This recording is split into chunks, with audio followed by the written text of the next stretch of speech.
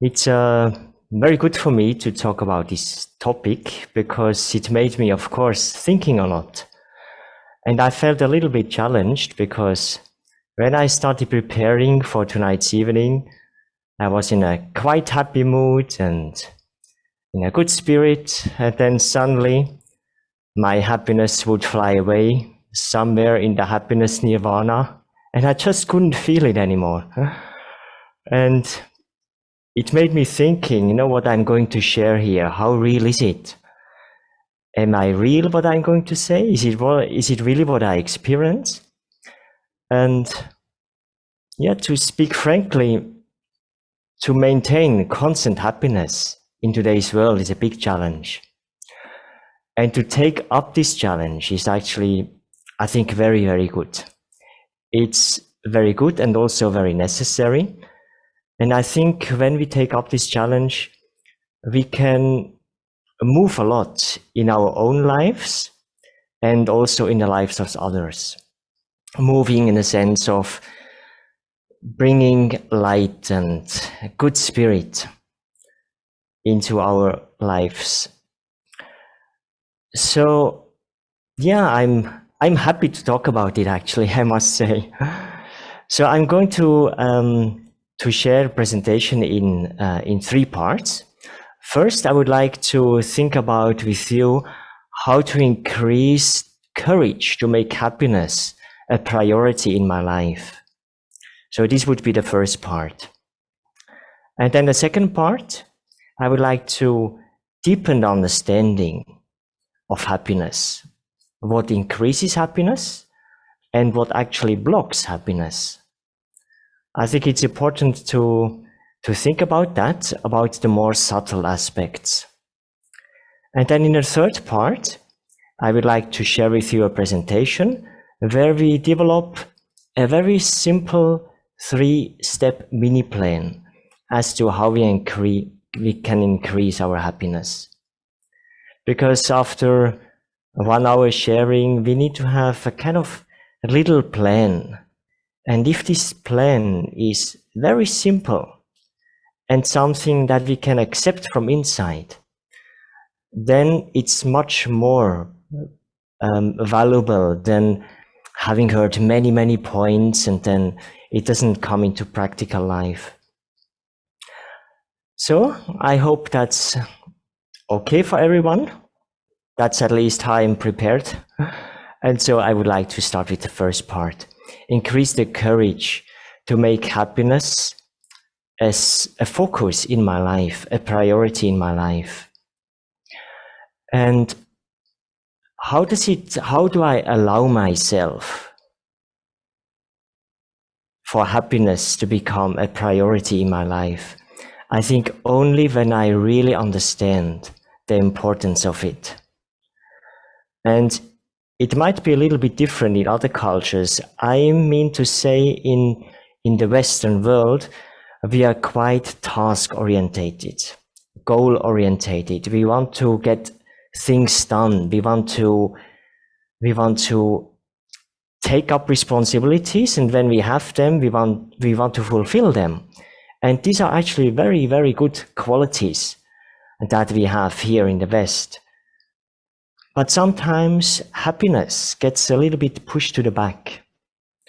And so while doing our tasks, while being very responsible, why not also being very happy at the same time? So that would be actually our aim, to do everything, to be responsible, but being light and happy. And happiness is a very powerful virtue because it pulls many other strengths out. What I want to say is, if you are happy, then you automatically are very courageous. You automatically are quite powerful. You automatically are very cooperative. You are communicative. So this is really a speciality of this virtue, happiness, that it pulls many good things out of the inner self, out of the soul, so to say. And let's say for peace is also a very important virtue, but when you become peaceful, it doesn't necessarily mean that you also become powerful, that you also become courageous. But happiness has this quality that when you work on your happiness, when you increase your happiness in your life, there will be changes, very practical changes in many different aspects in our lives, because it pulls out the best of ourselves. And it makes us, this is a very second powerful quality, it makes us very resilient. You would feel, for example, let's say an unpleasant temperature. You experience that completely differently when you're happy compared to when you're not happy. So in winter, for example, when you're happy and you step outside and the cold, it doesn't really touch you. You feel, oh, it's cold today, but no, that's absolutely no problem. But when you feel low, when you feel I don't have the spirit, then you actually only a little bit of cold temperature makes you suffer from cold. So it's a huge difference in resilience. The body becomes more resilient, but even the mind becomes more resilient. In relationships, we become more resilient, all only because of happiness. Someone is challenging you, and when you are happy, as a basic mood of your day, then you can handle it. You can let it go. You can, okay, let me not think too much about it. And something else that comes along with happiness is growth. The energy of happiness brings actually growth into our lives. Inner growth and external growth. It's just an energy that makes things flourish. So because I'm courageous, because I have the power, I take up challenges. And of course, there is a lot of inner growth combined with that. But also growth externally. Let's say, when you're happy, you communicate differently. You communicate better, clearer. You communicate with another energy. And so the bonds between me and others, it would grow. It would have an impact on my relationships at work, in the family. So there's many, many good things coming along with happiness. And that's why I think we can allow ourselves to make happiness a priority in our lives. Why not for some time, for 2-3 weeks? Get up every morning with the priority, today, my first priority is, I want to be happy. And so let us understand a little bit more about happiness. I would distinguish happiness from pleasure. I connect pleasure more with as a response to sensual stimulation. You hear something nice and it gives you pleasure. Or you eat something very tasty, it gives you pleasure. But happiness is more something that comes deep from within the soul. That's not necessarily connected with sensual stimulation. It can be, like for example, it can be that a song is so touching, but maybe the lyrics, then again, it would be not the words, but the mere meaning of the words can be so touching that it touches the happiness in the soul and it emerges. So, how to increase happiness and what blocks happiness? I would like to deepen a little bit understanding on that. And how to increase happiness? I think there would be many things to say, like for example, well, do more of the things that you like. For example, if you like going for a walk in nature, for heaven's sake, do it. If you feel it's good for you, for your spirit, for your body, so just do it. Take time out and do it. but also, for example, a healthy vegetarian diet, it helps a lot. But here I would like to draw your attention on a little bit more subtle aspects, 3 more subtle aspects as to how to increase happiness. One aspect would be being real, being myself. Just being me, being real. I understand this as not hiding weaknesses. Just be very open about your weaknesses, about the shortcomings. I have nothing to hide.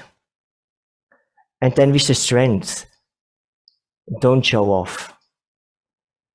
So I don't have to hide anything. I don't have to show off with anything. I just be myself.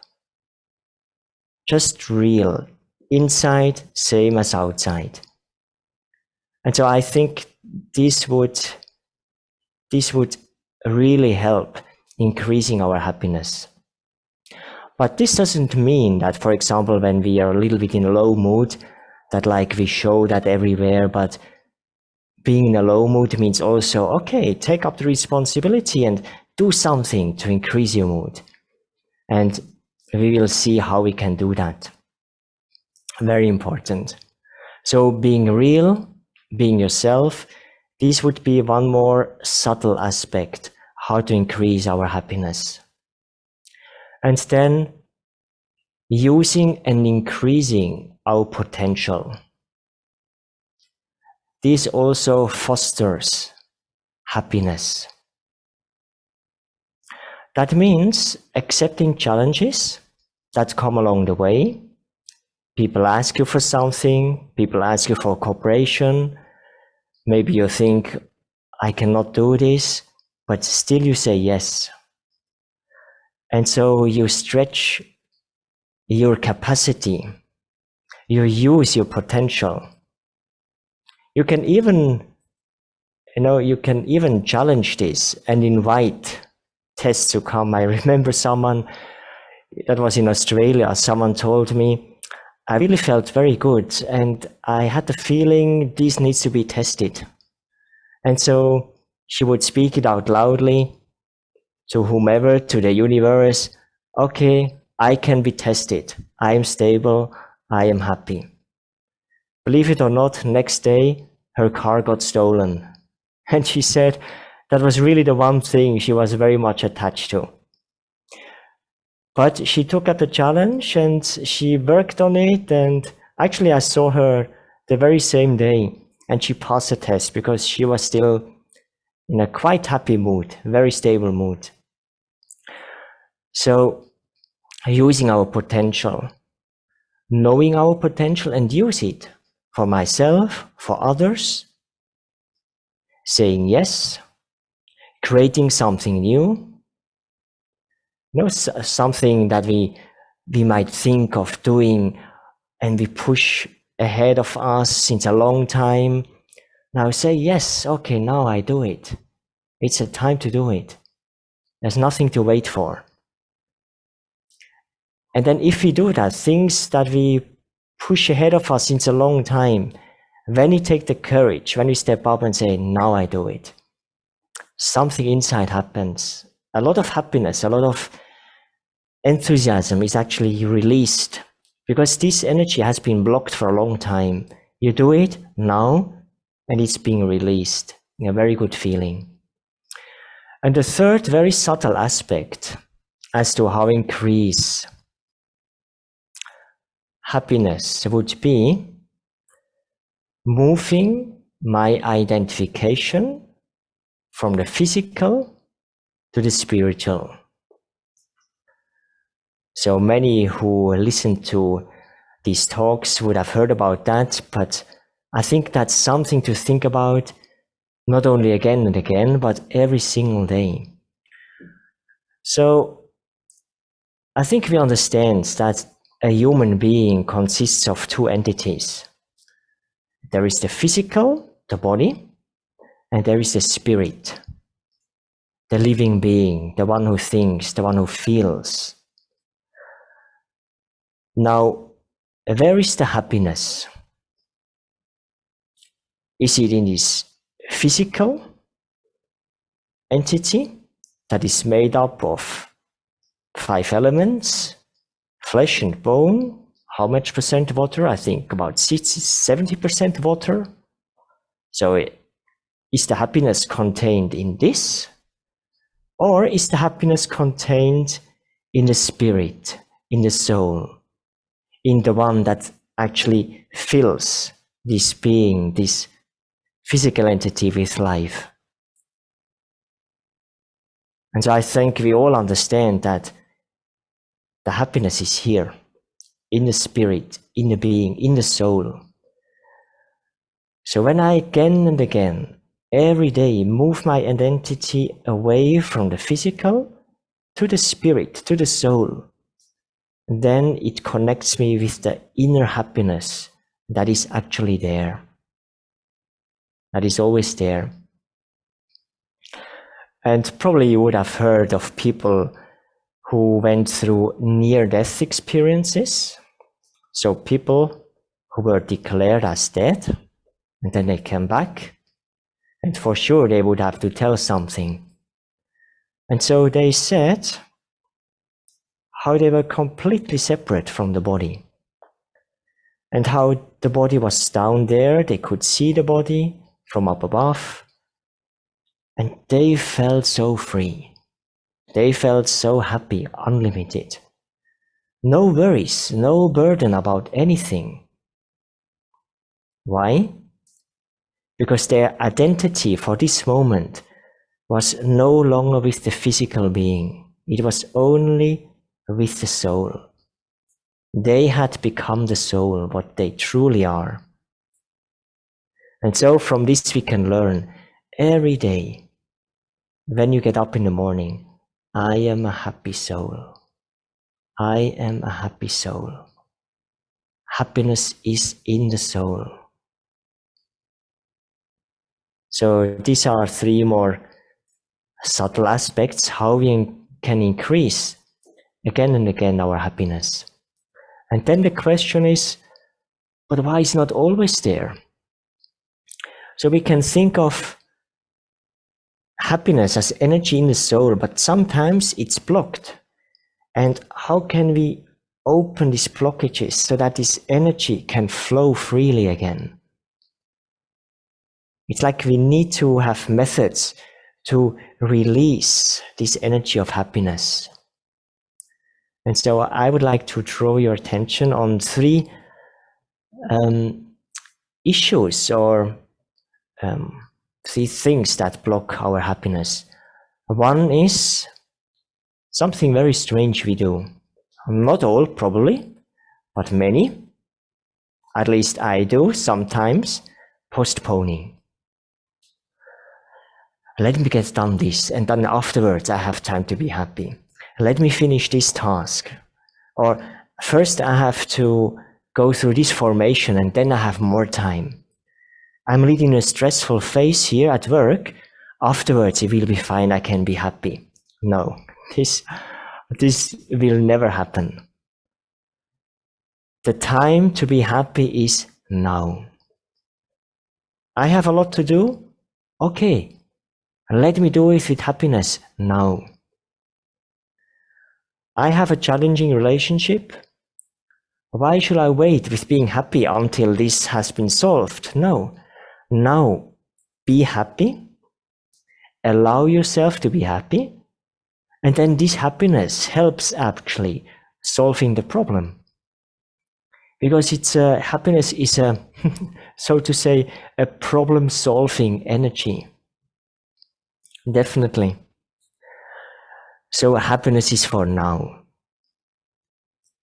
Whenever you feel, I'm not happy, there's a bit heaviness, there's a bit kind of low mood, well, start increasing your spirit now. Don't wait till tomorrow, till the task is done. Now is the time to be happy. So this was the first blockage, postponing. Another blockage, old habits.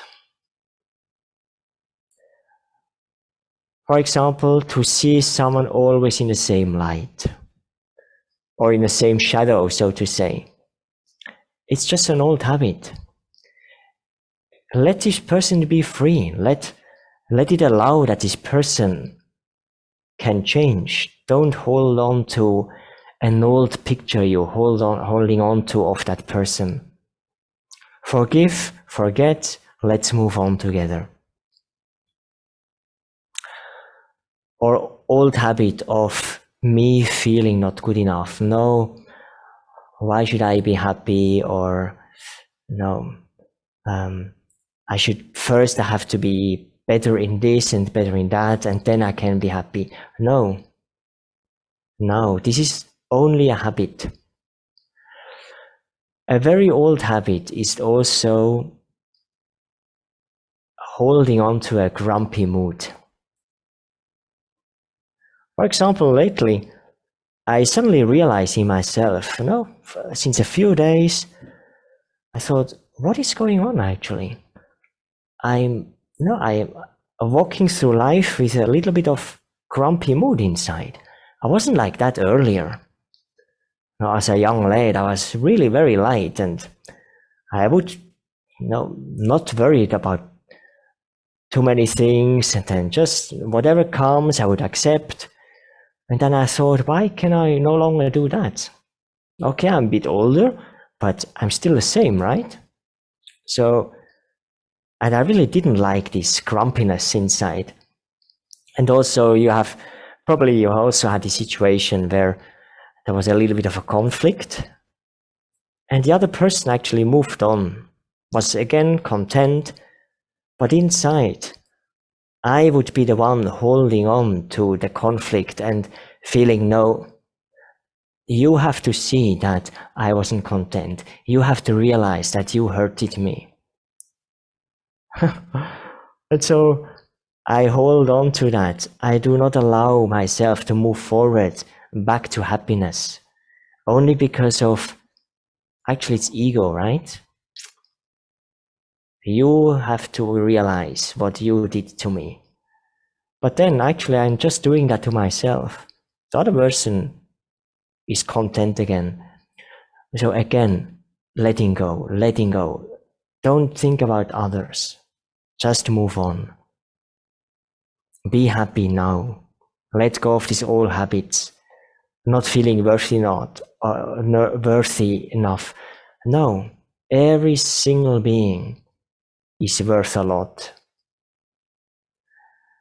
So, and then I would like to mention a third block, which is extroversion.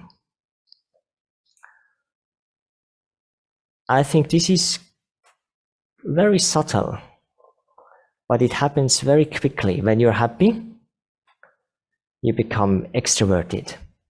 It's like getting on top of your salary, you're getting a bonus, and then you invite everyone, come on, let's celebrate, cake and coffee for everyone. And then after 2 days, the bonus is all gone. But keeping happiness inside, sharing it with others on a more subtle way, not too much outgoing, but with a smile, with the eyes, with a nice remark, a few uplifting words, and containing this beautiful energy of like a little precious secret inside you. And then you will see that it lasts much longer.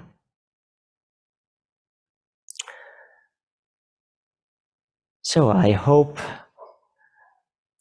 that there was a little bit something for you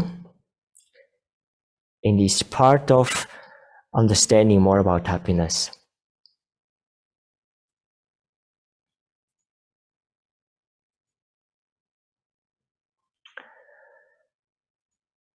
Now, let us go through a short presentation.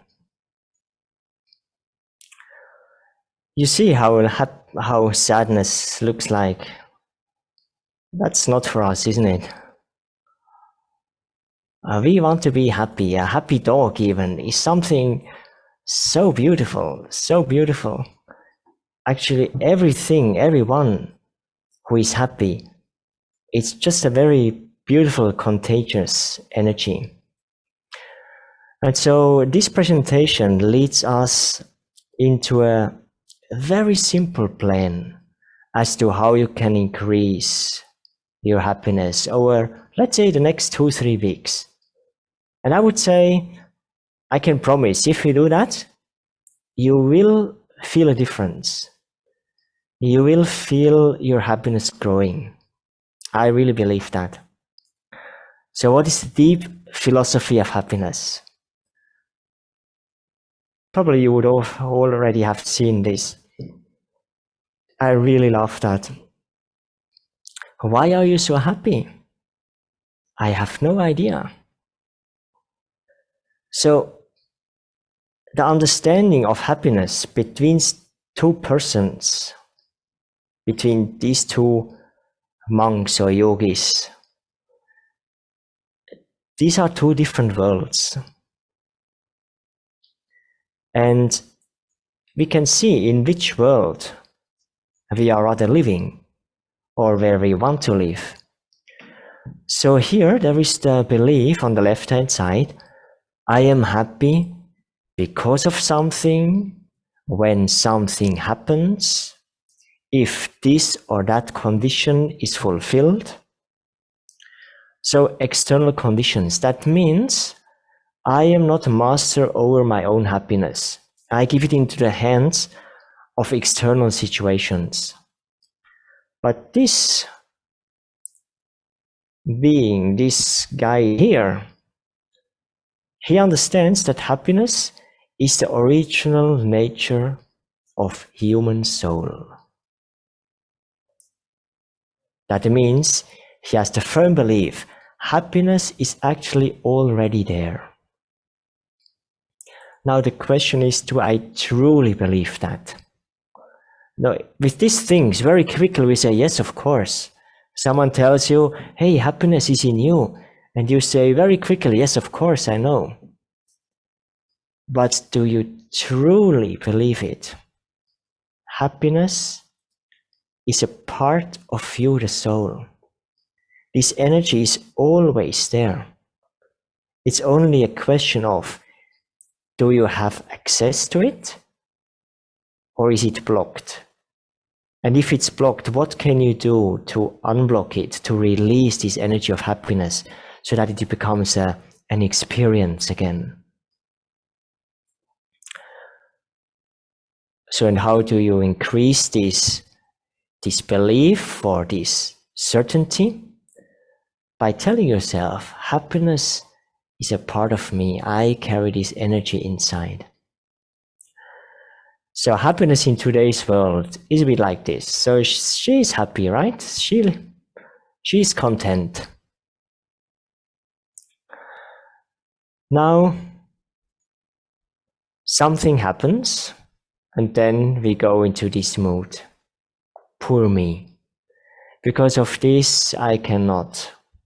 Or we feel sorry. We just surrender our happiness completely to, or maybe I did a mistake, or some circumstances are difficult, and I completely let go of my happiness.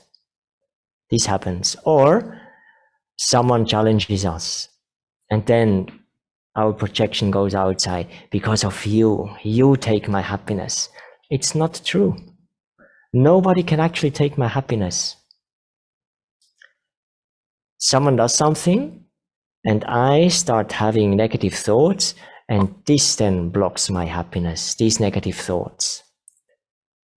Or I can't. That's too challenging for me. I can no longer tolerate this. It's a decision. Actually, I can, but if I decide, okay, now it's too much. Okay, I have taken the decision. It's too much now. But I could also say, no, I can. So this is how, let's say, how vulnerable our happiness has become today. And so, this state, poor me, stupid you, I can't, this is a little bit dangerous. state of being. What do I mean by that? When we are in this low type of thinking, ordinary thoughts or even negative thoughts, and then it's like we are opening up to the same kind of energy in the world. And so, let's say the corona crisis. How many people were fearful? How many people went into depression? Thousands, millions, multi-millions all over the world. So if you are in one room in a meeting and one person has a negative, spread some negative atmosphere or vibrations, it has an impact, right? It is felt. It has an impact on the group. So this is one individual. What would be the impact in the world when suddenly multi-millions have this kind of mood? Or now there is a war not too far from us. So there is the energy of fear. And when we are in this mood, in this low energy, and then we are accessible to this energy, or anger in the world, hatred, or whatnot.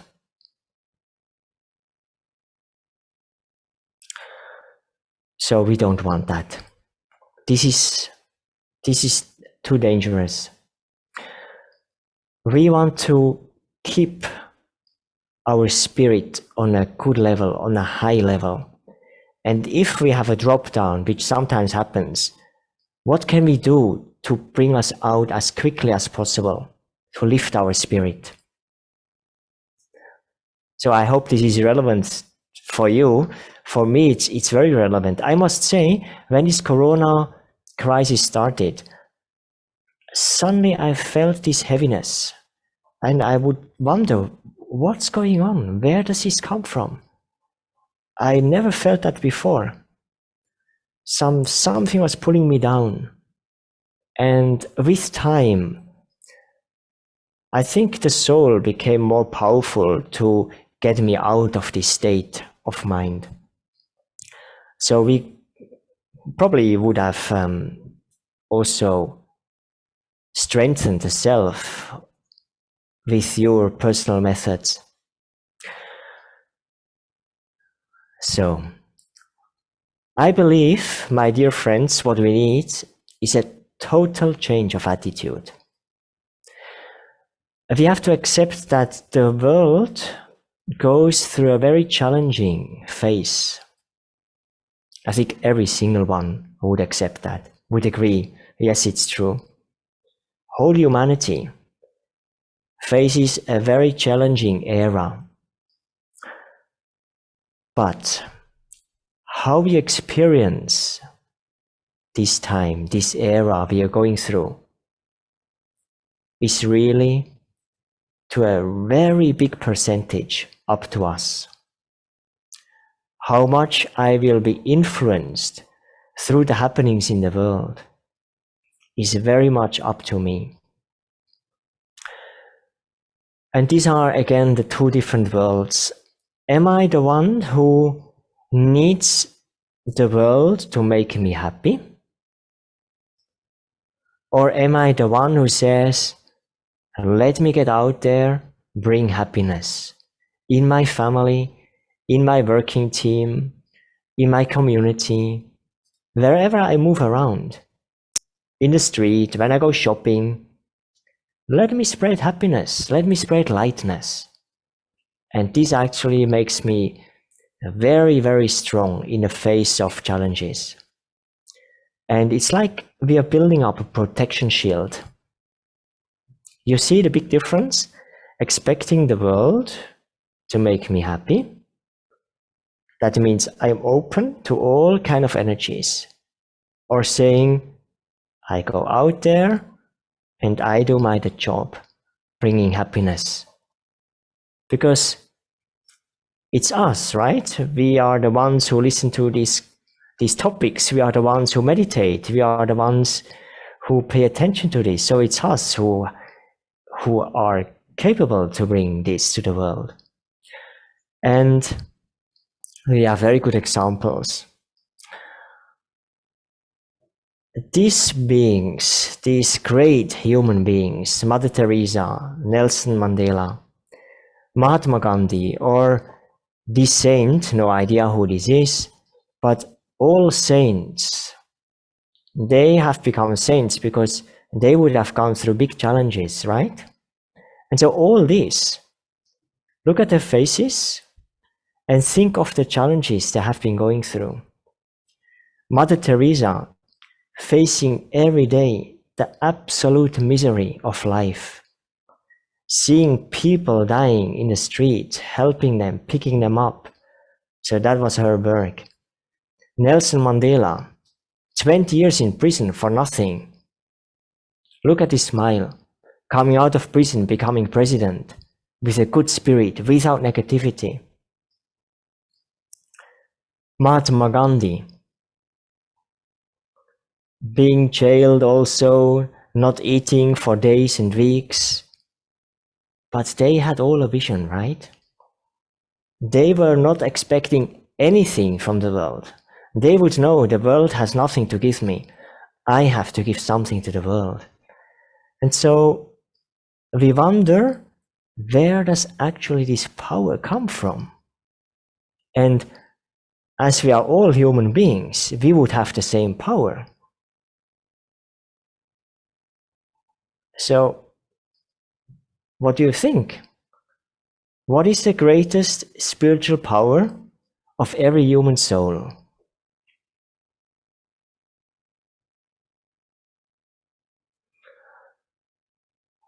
If you had more time, I would open a whiteboard on Zoom and then everybody can write. Maybe we can do that at the end. What is it? What spiritual power did she use, did he use, did he use? The power that we also have. A very simple answer. The power of thoughts. Every human being has this power. Either we use it or we lose it. When we use it, it becomes more powerful, more powerful, more powerful. And this thought energy has an impact on my physical, in my physical life, on the physical world. It has an impact on others. It's a thought energy that travels. It's the energy of thought that inside me, the soul, either creates happiness or creates heaviness, sadness. So am I ready to do this change?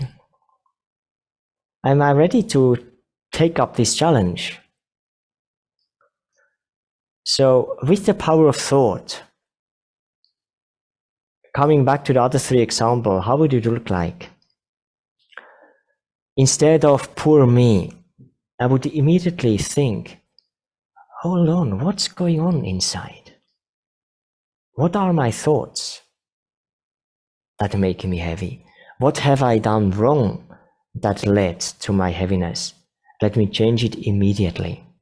Let me let go immediately. So not poor me, but introspection, changing the thoughts. And look at her. I really like her expression. You can tell she's being challenged, right? She's challenged, but she thinks, no. I am dignified. Why should I get back? Why should I talk back? Why should I lose temper? You do your part. I am dignified. I play my part of remaining respectful, of remaining dignified. Instead of stupid you, just remaining with the self in real self-respect. That would be changing completely the thought. And you remember the third was, I can't. Yes, I can. Yes, I can. And literally, I mean that. Sometimes when I feel, I'm kind of going a bit down, or I feel I cannot do that. Literally, sometimes it's only this, to think 3-4 times, I can, come on, let's do it. Yes, I can. It's so interesting how sometimes the thoughts, it's like a powerful switch. You change the thought, and not always, of course. Sometimes immediate, sometimes it takes a bit more time, but change comes. Change your thoughts, and your inner experience, your feelings change. Now, 3 steps to make my happiness stable. That would my suggestion, what you could practice for the next few days, for next 2 or 3 weeks. 3 steps. Very simple.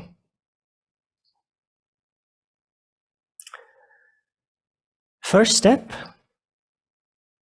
cultivating happiness. How do you cultivate happiness? By thinking about happiness, by being aware what makes you happy, and do that. Just making happiness a real important topic in your life. And thinking thoughts about happiness. Remember, happiness is the energy in the soul. It is there, but sometimes it's blocked. So with the power of thoughts, we can release this energy. And I actually, I recorded a short commentary, which afterwards I will put in the chat so that you can download it, maybe on your mobile or your computer. And it's just an example. It's 10 minutes, exactly 10 minutes. Quality is not superb, but it gives you an idea of what I mean, like cultivating thoughts about happiness. Anyway, we do a commentary in a moment, but I will put that in the chat box, and I hope you can download it. Cultivating happiness. And then the next step, second step, protecting my happiness. You see, she's like in a bubble. How do you protect your happiness? I believe to have this mere thought, I protect my happiness. This actually does already the job. I protect my happiness. For example, it can help you not to go into old habits that you already know, no, this does not lead to happiness. It leads to heaviness. So our little addictions. Or not to become too extroverted. Let me protect my happiness. I think an important step. And then the third, purifying my happiness. Imagine this being God's light coming down. Because in the soul there is happiness, but there is also shadows in this happiness, because we are all souls. We have been going on this journey since a long time. We have so many experiences. We also have been hurt. We also have been disappointed. We also lost faith in ourselves. So these are the little shadows. And sometimes it's just enough, again and again, in your meditation, daily, in the morning, in the evening, just have the thought, let God's light purify my happiness. Just lighting up all shadows in the soul until no shadow is left. Purifying my happiness. So these are the 3 steps that I would just suggest you. And then, this is the last slide. Child, may you be ever happy. What would be God's suggestion? Would there be any situation where he would say, no, here it's not good to be happy. Here you cannot be happy. No, he wants us to learn and then immediately go back to happiness. Maybe I've done something wrong, learned something, immediately go back to happiness. Some heaviness comes inside, up, you don't know where it comes from, let it go. May you be happy, come back to happiness. Then we can also have this pure wish for all others.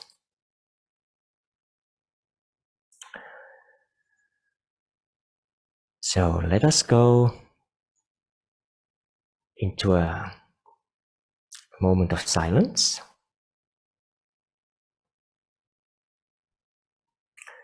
And I take you through a short meditation where we practice to cultivate happiness.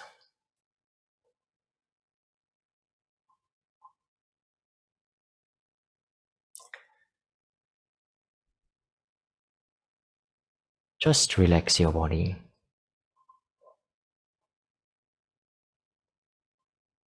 But this is the first step to happiness. Just relax. Just let go. Be relaxed and soft inside.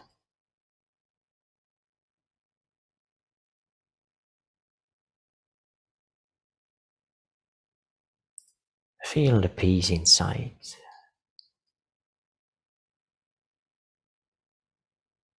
Let the whole world be exactly as it is. Turn inside and leave everything out there.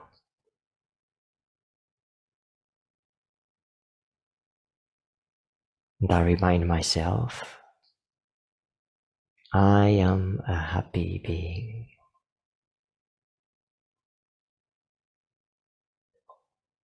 Happiness is the true nature of the soul.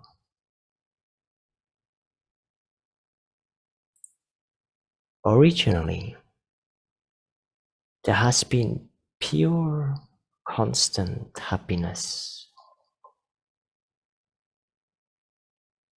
Because it was the nature of every human soul. Innocent happiness.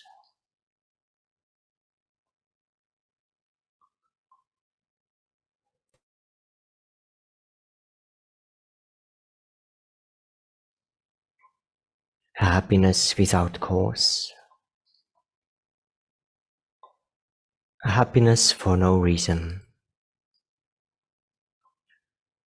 Just because it's right to be happy. And I have the right to be happy, no matter what.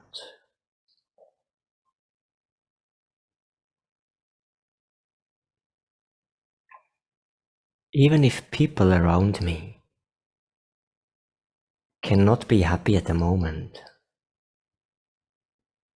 let me share my vibrations of happiness.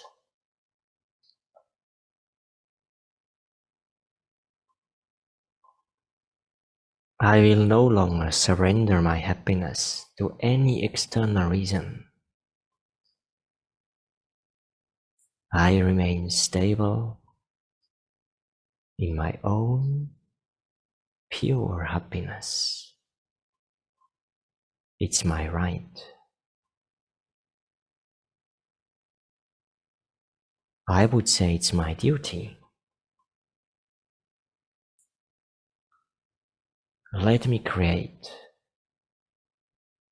powerful thoughts of happiness, exactly like these thoughts that I'm thinking now.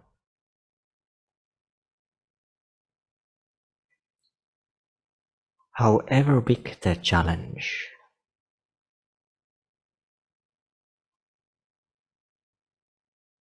however difficult the relationship,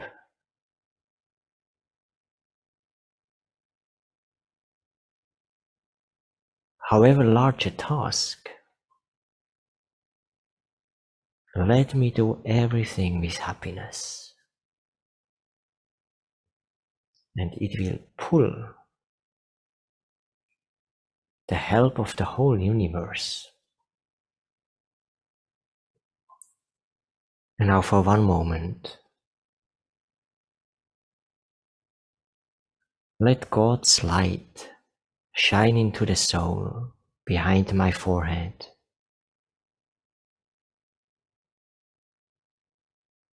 Let God's light light up all shadows in every corner of the soul.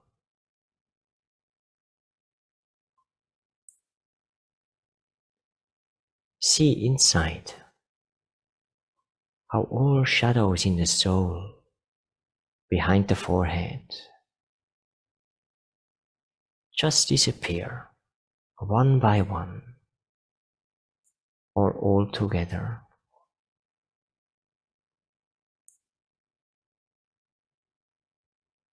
Until there is nothing left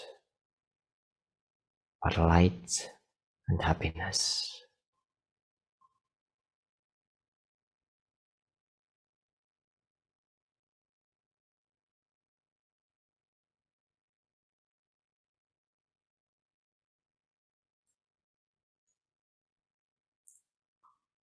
For the last few seconds, spread your internal happiness far into the world, even to people who may not behave very well with you. Just light them up with happiness.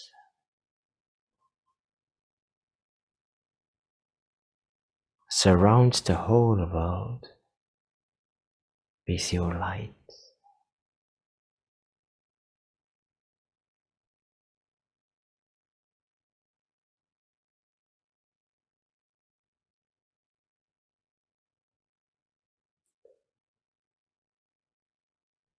Om Shanti.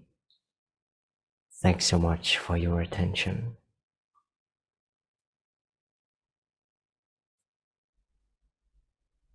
Thank you, Mathias.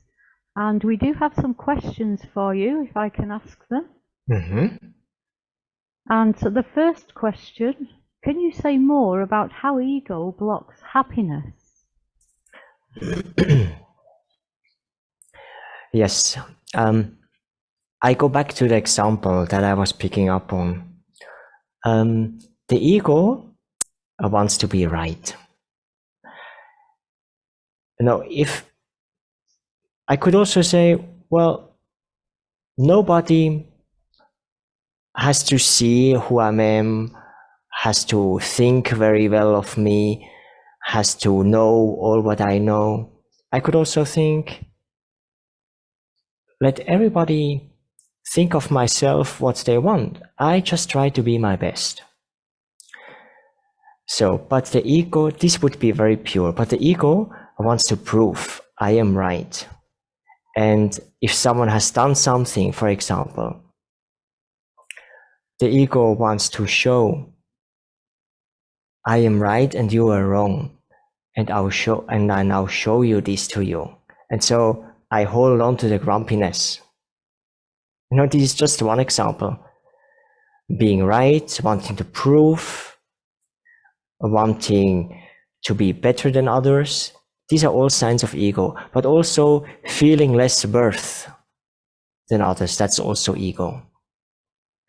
So not ego is I'm a pure soul, you're a pure soul.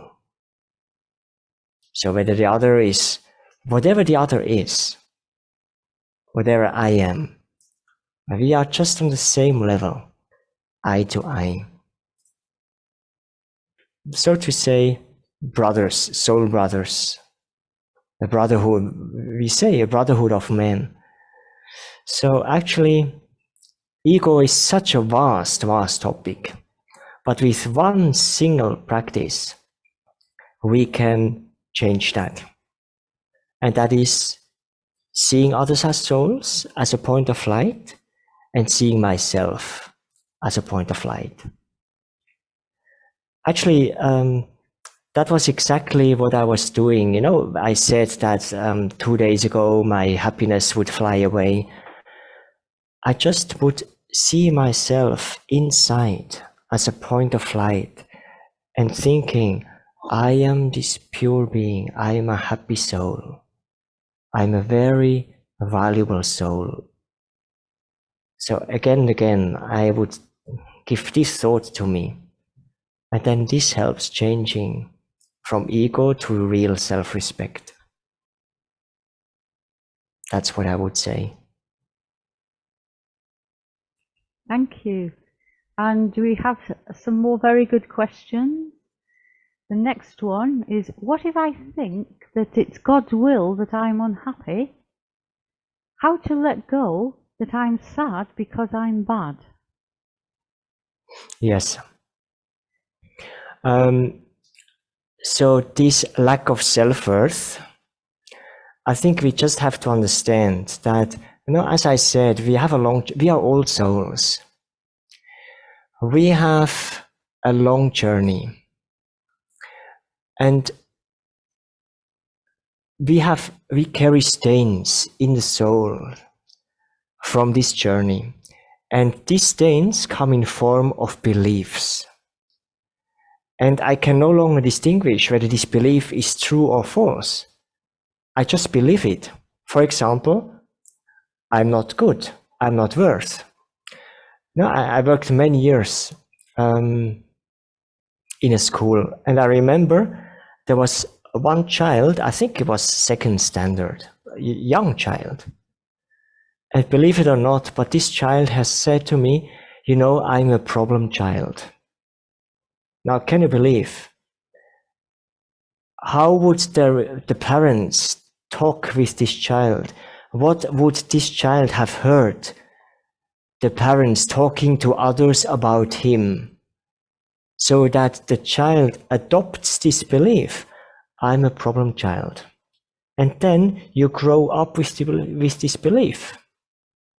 And then, of course, the child becomes an adult, and subtle inside, there is this belief, I'm a problem person. And so it may be this, it may be, you know, we all carry these wrong beliefs. And the good thing is we can undo, we can transform these wrong beliefs. And in this case, like when I feel, for example, I feel I'm not worthy of God's love, or I'm not worthy of being happy. How do I change this belief? Very simple. Remind, what is the greatest power, spiritual power of every human being? It's the power of thought. So when you think 100 times, maybe 500 times, maybe 2,000 times, I am worth of constantly being happy. This is a thought the subconscious would probably reject it to begin with. No, that's not true. I'm not worthy. And then persistently and with love, I am worthy of being constantly happy. And suddenly, slowly, this thought becomes an experience. The subconscious accepts it, and you start feeling, I am worthy of being happy. I remember someone who started with Raj Yoga meditation, and this person told me, I think for the first 3 months, she only said, there is an end to suffering. There is an end to suffering, because there was this belief, life is about suffering. And so you have to change this belief with the power of thoughts. It may go quickly. It may take some time. if I may take up 1 more minute, I think the process is exactly like this. You start thinking this thought, I am worthy of being happy, I'm worthy of being happy. You will find sudden change, a very quick change. And then you feel relieved. Oh, that works. That works very well. It was easy. After 3-4 days, I can tell you, you go back to your old belief. That's always what happens. And then the old belief comes back with an experience. Oh no, it wasn't true. I know I'm not worthy. And then comes the inner work. Slowly, with gentle voice inside. Hey, I am God's child. I am worthy of being happy. Everyone is worthy of being happy. And then slowly there will be permanent change. Thank you. And we have 2 more questions.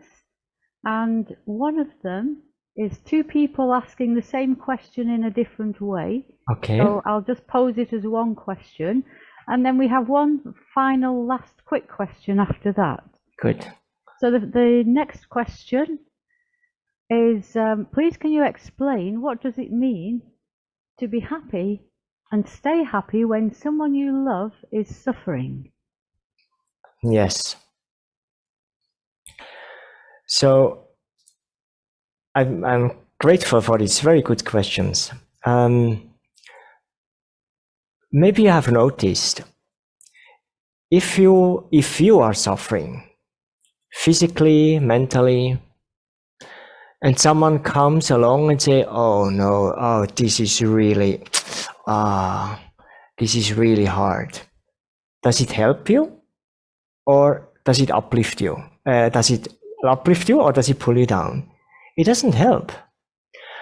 I remember when my father left the body. He died, he was very healthy, and then from one day to the next, the soul left, and he was gone. And then at work, people came to me to, condolate.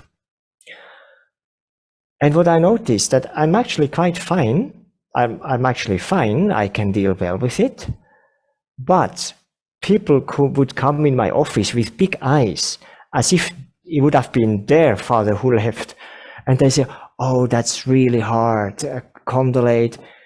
And this energy, every single time, it would pull me down.